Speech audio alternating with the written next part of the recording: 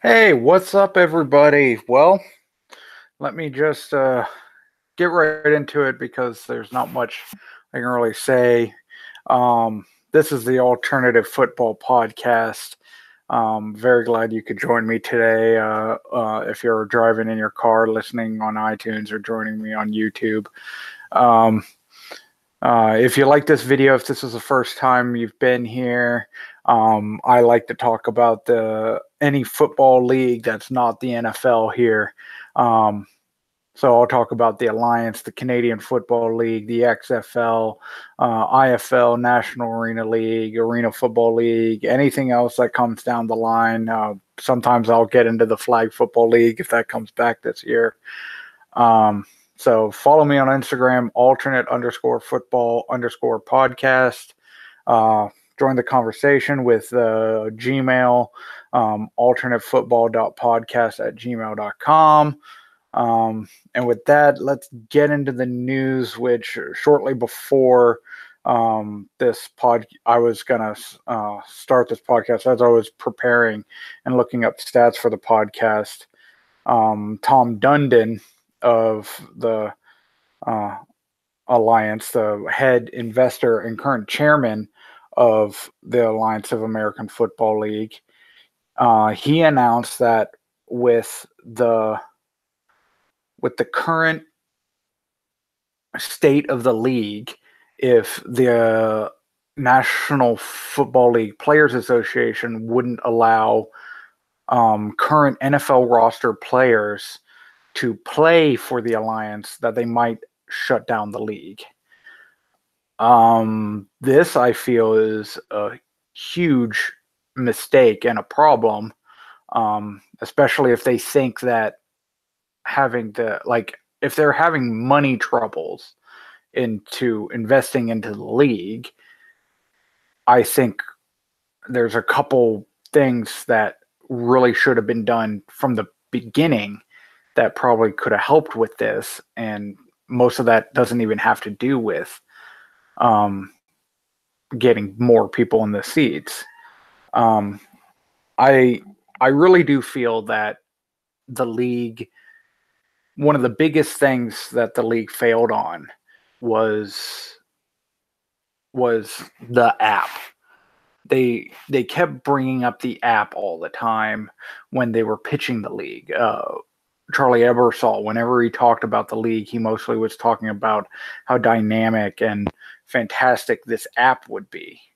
And then the app came out, and as far as I can tell, they spent a lot of money building this app that's honestly not fun to play when they already have a way to engage fans watching football without doing this stupid app. What they should have done is done a DraftKings daily fantasy style app where they are the fantasy. They should have partnered with MGM and developed their own DraftKings style app where someone could come in and draft a daily team for each weekend and pay like $1 per thing. Then they would make money off the app.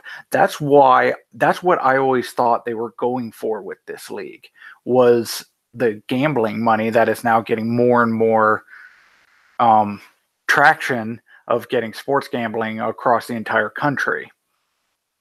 Um, and it's disappointing that now we're hearing the league might shut down without them ever doing that. I hope if this league does shut down, I hope they make it to the championship game. I hope he at least gives us one full season. Um, I also hope that the if it does shut down, I hope the XFL does something similar to that. Like if the XFL comes out with their own app, and then they would make money that way instead of making money off of attendance and all that kind of stuff. Like that won't be their main form, because it's, unless you're San Antonio, you're not drawing that much in the stadiums. Even Orlando's not doing all that great, and they're the best team in the league. But San Antonio seems to be the only team drawing fans. Um, So it's disappointing to hear it might shut down. I really hope he's just doing a power game, trying to get the NFLPA on board with their game and their league. So we'll see how that goes. The other big important news that happened this week since last week was the championship game was moved from Las Vegas, and it's now going to take place at the Ford Center in Frisco, Texas, the home of the Dallas Cowboys practice facility. I've never seen a game played from there. As soon as I heard that they were doing this, I immediately looked up the facility. It looks beautiful. It looks fantastic. Only 12,000 seats, so that's a little small, but anything that can connect this league to powerful men like Jerry Jones, it can't be a bad thing. So I really I kind of like this, that it's being connected to Jerry Jones. Now the smaller facility is not fantastic, but it's a nicer facility than Sam Boyd Stadium. It looks better, other than the fact that there's walls like right after the field goal nets. Well, after the end zones, there's like walls, so it looks a little bit like Idaho, the Idaho Vandals Stadium, a little. Much nicer than the Idaho Vandals Stadium, but very small and compact, which isn't necessarily a bad thing, because if you pack that place, it'll be loud and very entertaining from a television standpoint, which is by far the most important way of engaging fans this way. The television product needs to be, the television product for this league so far has been fantastic, honestly. I think they have been doing that great. They need to offer more on-demand streaming like on their website, but the television product with CBS, TNT, NFL Network, all that has been fantastic. So they need to bring in more advertisers for the television side and do this app. So I'm very happy about the Frisco move. I think it'll be good. So now let's just break down the games this week in the Alliance this past week. So let's start with the first game, where the Apollos went in and did exactly what they did the first time against the Legends and destroyed them. I don't have much to say about this game other than the quarterback situation. Like, the Apollos are fantastic. We'll talk about them plenty in the playoffs. I'll talk about my thoughts of the Legends and what I think is probably needs to happen there. I think if they have another season with this league, let's just all act like we're going to have another season. But for next season, they need to keep Murray and Sims. They just signed the quarterback from Georgia Tech today. I'm forgetting his name. I saw that come across the wire a little while ago. So that's good. So now we have another quarterback to choose from, and another local quarterback. As Apollo makes his appearance this week. But we need to start off with a full training camp for an entire offseason with actual coaches, because Brad Childress just dropped the team off to Kevin Coyle without even barely helping him, and then Michael Vick left, and they just need to get a new coaching staff and and have an entire offseason to build upon what they have improved this year. They have improved since the first game. The first game they looked atrocious, and the offense is doing a lot better. Aaron Murray is not throwing accurate passes. Him and Woods, the Stallions quarterback. I'm blanking on his name. Um, they both have the same problem of not leading the receiver or just missing throws that would easily be touchdowns and all that. So they're not throwing accurate passes.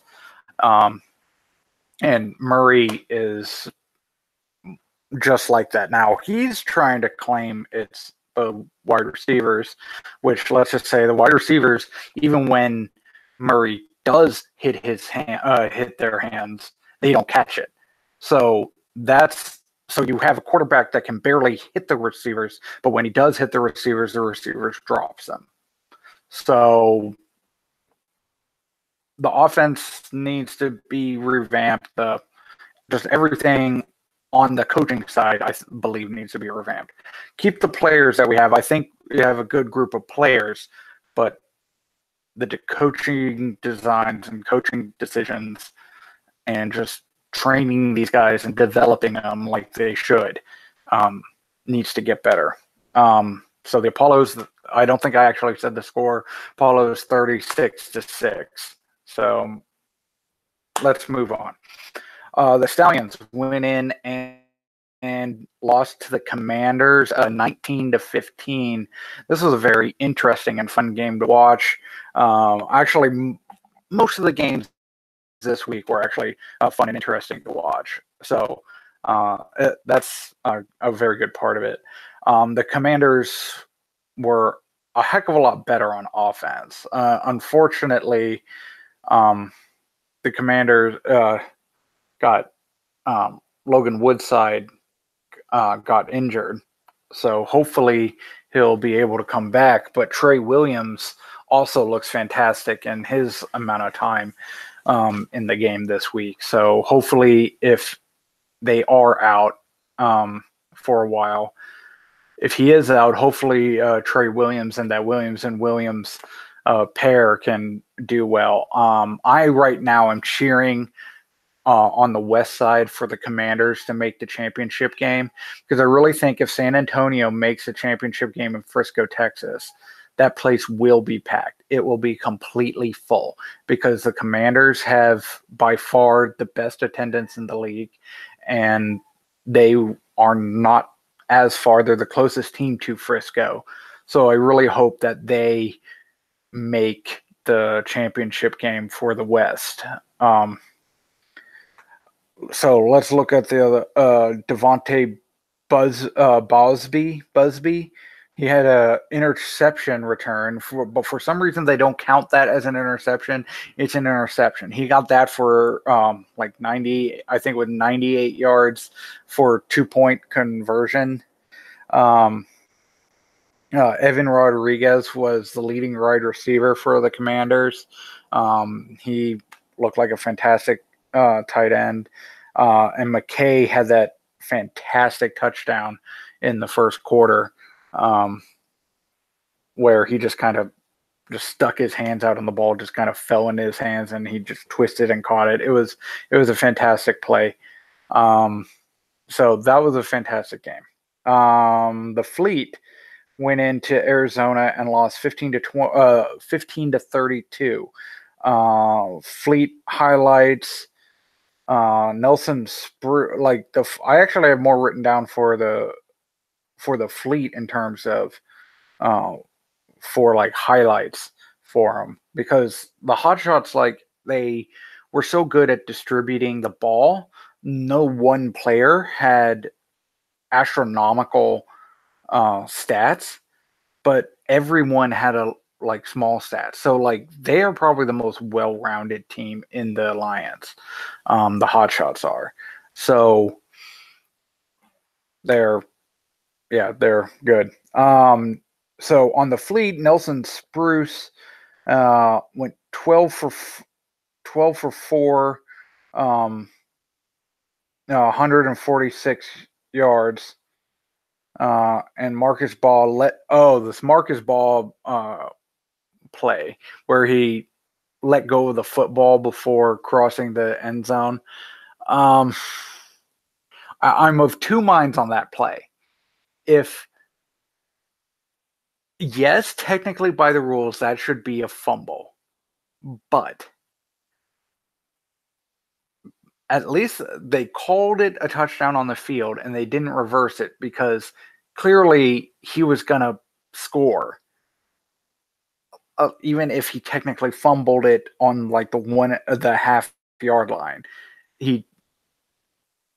I'm fine with them just leaving it as a touchdown because it's pretty much over anyways. Like now, if a player like literally just stops and showboats at like the 5, that's kind of a problem.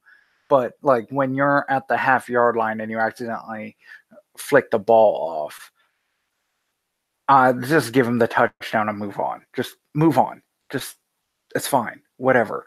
There was no chance anyone was going to catch him anyways. So, I mean, I know it's dumb on his part, Marcus Baugh's part for doing that, but I just give him the touchdown. It's fine. Steven Jackson had a huge hit on the running back for the Fleet. That was an amazing hit. In the NFL, you would never see a hit like that anymore. You would get fined immediately. So that is one thing that the Alliance has for them that they need to not forget, that this football is entertaining and people are receptive to it. So I really hope they don't. Sorry, I'm just thinking about the possible of shutting it down. I really hope that doesn't happen. So in the Iron and the Express went to the first overtime game in Alliance history. Okay, one thing about this game that really annoyed me is every time, even if Manziel wasn't even in the game, they would show him on the sideline reacting to whatever happened on the field or anything. And that was insanely annoying to me because he'd only been with the team like that week. Now, I understand them putting him into the game to just, I mean, you might as well figure out, since there's a very slim chance of them catching the Iron for the playoff spot. Now, if the Iron keep playing like they did in this game, it's very possible that they could lose the playoff spot to technically Atlanta and Memphis are both still alive, but that's only because the Iron are not playing well at the end of this season. But it was very annoying. Silvers looked very good. Silvers look fantastic. What was Reese Horn? Silvers and Horn every week they seem to be just in sync. Reese Horn this game had was 7 of 9, 7 completions for 9 attempts, 113 yards and 1 touchdown, and nearly had the touchdown to win the game. The play before the one that actually won the game in overtime. Now let's talk about the overtime procedure. I love this procedure. I am not completely against ties in football, so the overtime procedure is fantastic. I'm not worried about the fact that there might be more ties, but I think it's very unlikely with the amount of 2-point conversions that have to happen, and also how they definitely made this overtime procedure so it'll fit in the television window, which is exactly what a league on this level should do, is go for the television audience. Produce a good football product for the television audience and the gambling audience, and not worry as much about the attendance, because the attendance will come with more notoriety from the television and the gambling side. As more people hear about it and more people find out about it, you'll eventually build the attendance. So, yeah. And so I love the overtime procedure. Technically, the Iron are most likely going to be the second Eastern team. But technically, if Memphis, if they can keep playing like they're doing, if they win out all their games and Iron have a couple bad losses, Like if they lose to Atlanta, and if they lose again to the Hot Shots, I believe they have Hot Shots next. They have, let's see, they have Atlanta this week, and I think next week they have Hot Shots. I'll look into their schedule and talk about it next week when we get into the final week. I know in the final week, Atlanta is playing the Express and the Iron is playing the Apollos. So depending on if the Apollos rest players, which I don't think they would, if the Iron lose out the rest, so like if they lose to Atlanta, then they lose to Salt Lake, and then they lose to Orlando, there's a very good chance they could be out. And the final week might, if Atlanta wins this week, beats the Iron, and then wins their next couple games, then they will have a chance to be essentially a playoff game against the Memphis Express the final week of the season.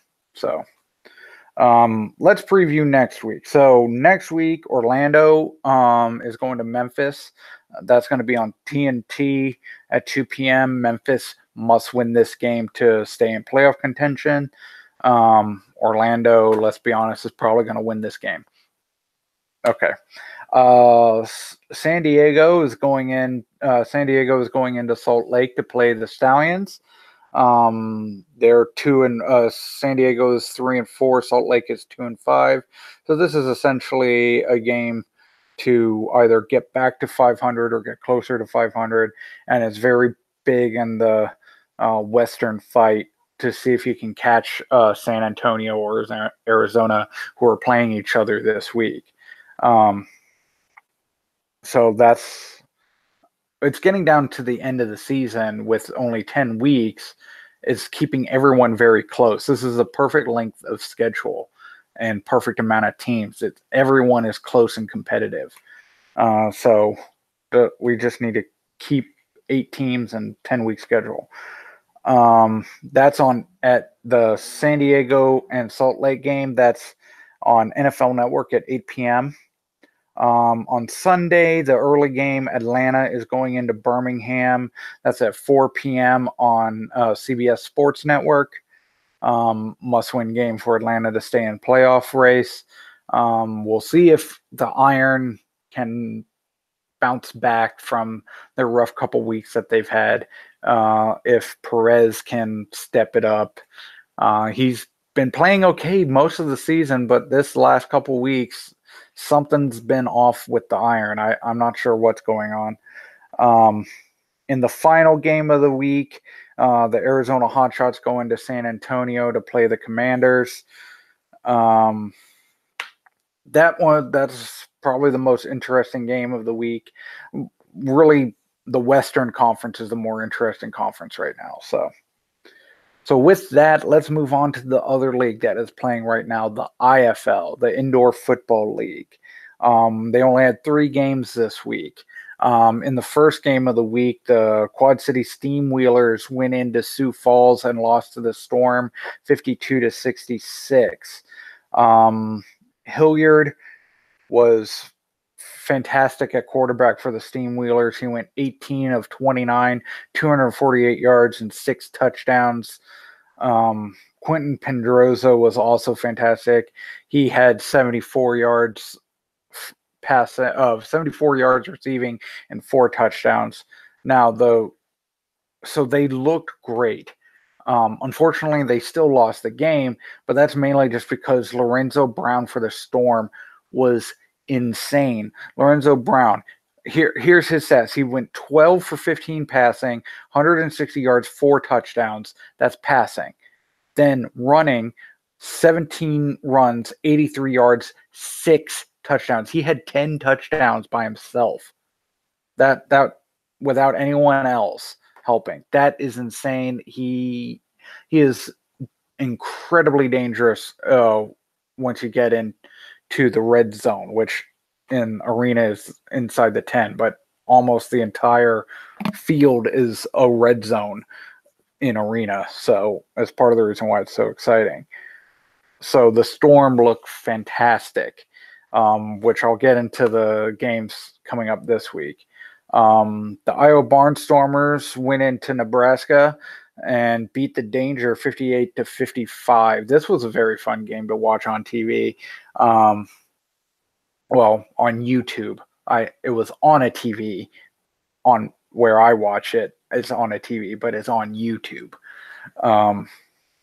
So for the Barnstormers, Neal was fantastic. He threw for 20 for 25, 218 yards, and 4 touchdowns, 3 of them to Ryan Ballantyne. And then Connor Hollenbeck also had 93 yards for 1 touchdown.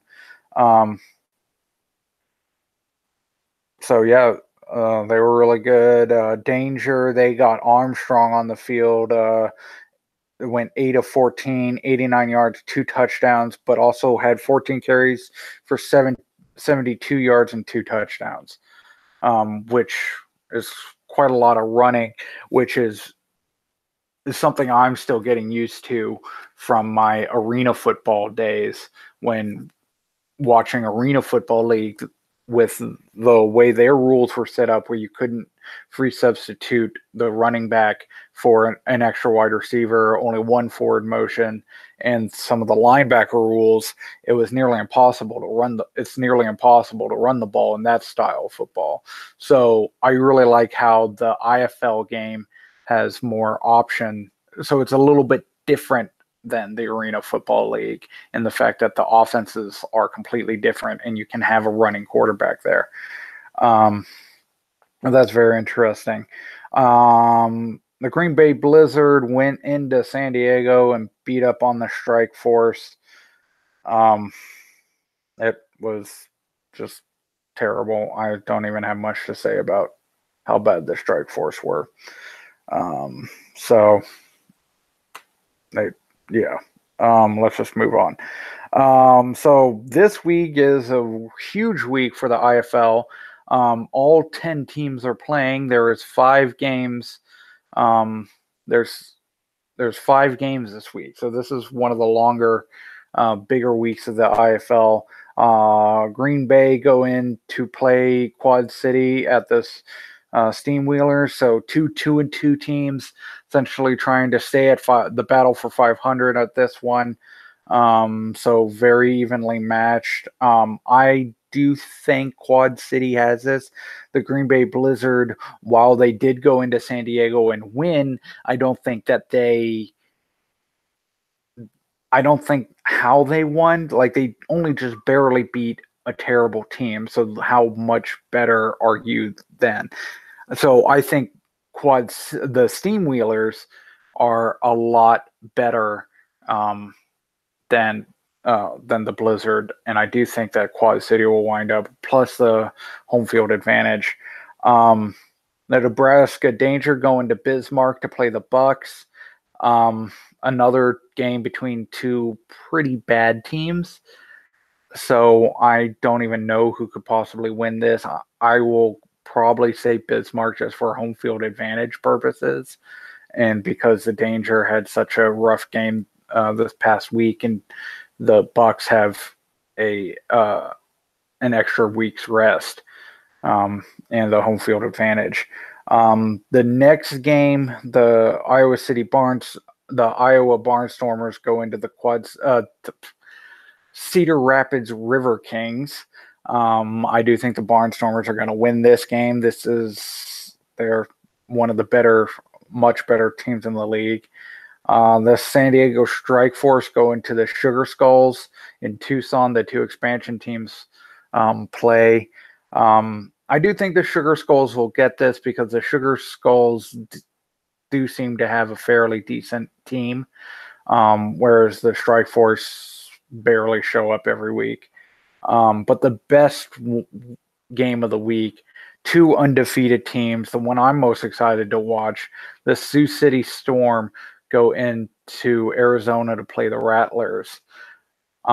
This is going to be a fantastic game because both teams look fantastic. Both teams can move the ball. Both teams have good defenses. It's pretty much this is as close to a playoff game this early in the season as it gets. So I'm very much looking forward to that. So with that, that's everything that's going on this week in alternative football besides National Arena League stuff. That's just around the corner. Arena Football League is just around the corner. That's coming up in April. It's about to get very busy coming up here. So I'm going to cut this one a little bit short again. But coming up in April, we're going to have 4 leagues playing all at one time. And that'll be quite fun and a lot to cover. So anyways, thank you for joining me tonight. Thank you for listening. Follow on Instagram, Gmail, podcasts, any of your podcasts, iTunes. Thank you for joining me and have a good night.